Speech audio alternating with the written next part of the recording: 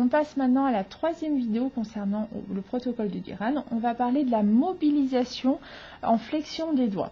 Alors peu importe où vous avez coupé le tendon, la vidéo, l'explication est la même. Alors je montre sur les doigts longs, mais pour le pouce, c'est strictement la même chose.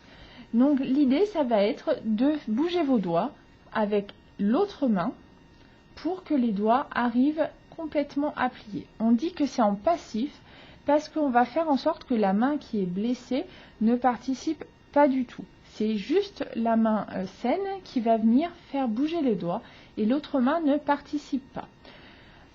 Moi, je vous conseille de commencer par les doigts qui vont bien, les doigts qui n'ont pas été touchés. Si vous avez un gros pansement sur 1, 2 ou 3 doigts, vous commencez par le doigt qui va bien, c'est plus facile pour commencer.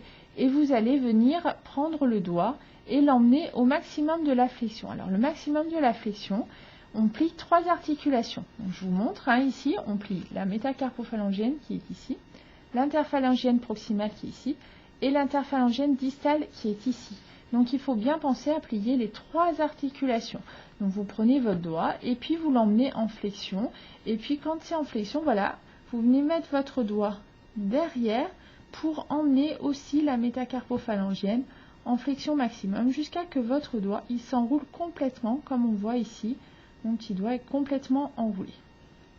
Voilà, après vous pouvez éventuellement maintenir le doigt et puis vous passez à l'autre tranquillement. Et vous voyez, déjà quand vous mobilisez, les autres doigts, ils se mettent spontanément en légère flexion, ce qui va faciliter le travail quand vous allez arriver sur les doigts qui sont peut-être plus douloureux, plus gonflés, ceux où il y a encore un pansement éventuellement.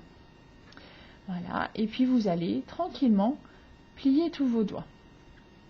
Ça, c'est la première étape, elle est importante. Vous faites que ce que vous pouvez.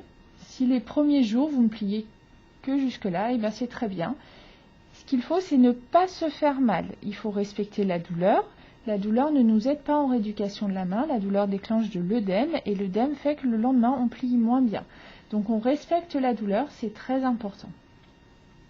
Ensuite, il y a une autre facette à cette mobilisation.